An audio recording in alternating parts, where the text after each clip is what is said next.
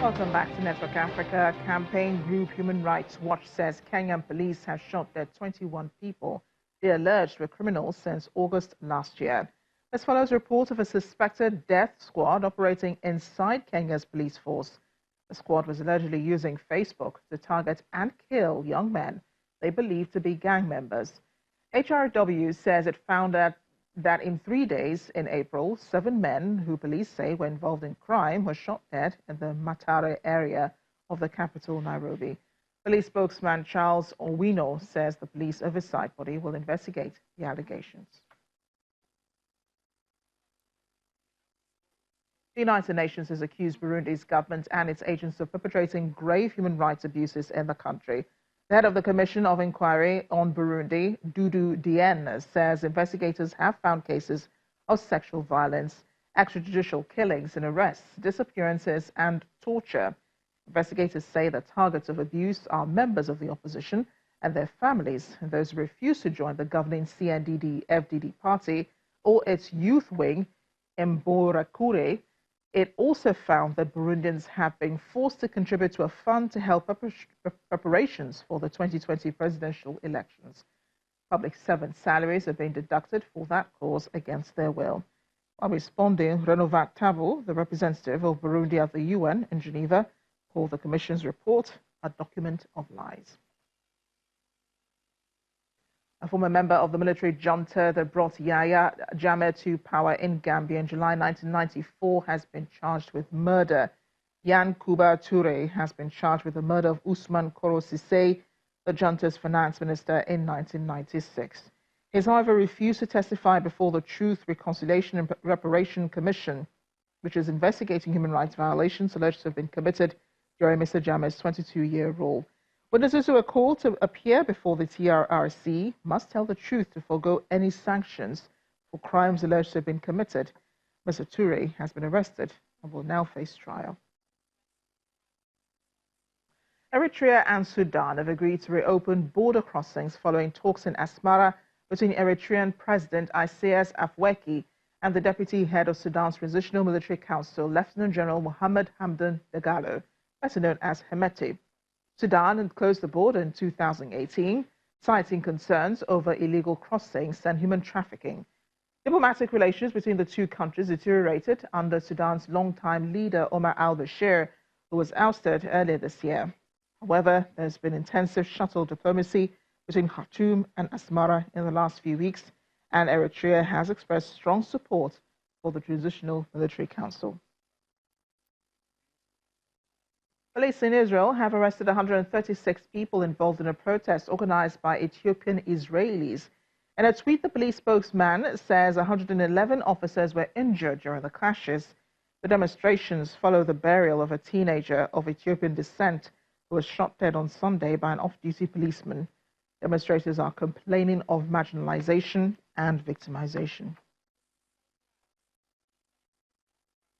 VOA's Robert Berger joins us now from Jerusalem to talk some more about this. Robert, over 130 people been arrested following yesterday's clashes between the police and the protesters.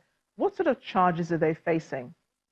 Basically, they're facing charges of disturbing the peace. There was violence, demonstrations, and riots all over the country at major intersections, here in Jerusalem, also in Tel Aviv, Haifa, other cities, as hundreds of Ethiopian protesters took to the streets. So the police are charging them with disturbing the peace and also with vandalism. In some cases, they attacked cars and smashed windshields, burned vehicles, and so on. So it's basically those kind of charges of disturbing the peace and vandalism.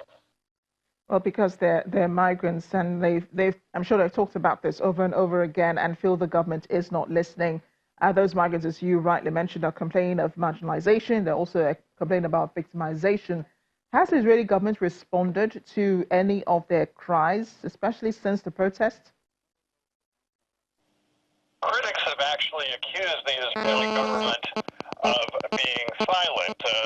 The Prime Minister Benjamin Netanyahu did not come out with any kind of statement until today, in which he said that the Israeli government and the Israeli people sympathize with the loss of the Ethiopian community, with their difficulties, but he also urged people not to disturb the peace. The president, who has a ceremonial role, also said more or less the same thing, urging Israel to pull together, that we're all one people, that we're the Jewish people, no matter what the color of one's skin. Well, we do understand the officer who killed the 18-year-old teenager Solomon Teka has been placed under house arrest and questioned by investigators. Do the Ethiopian community have any confidence in the country's judicial system, or are they afraid of any bias?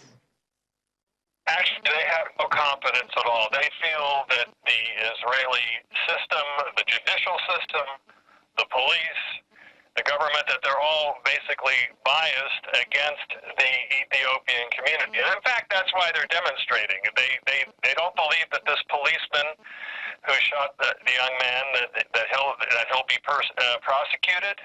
They feel that there is systematic police brutality and that they won't get a fair hearing, and that's why they've decided to take their complaints onto the streets. Berger with the VOA in Jerusalem. Thank you for joining us on Network Africa.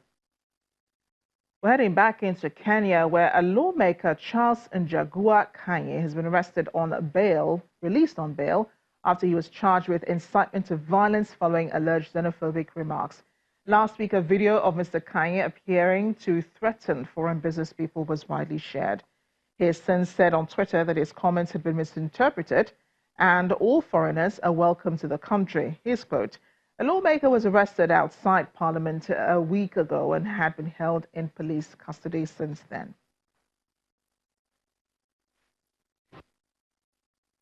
That's Network Africa today. Thank you for watching. I am Amarachi Ubani.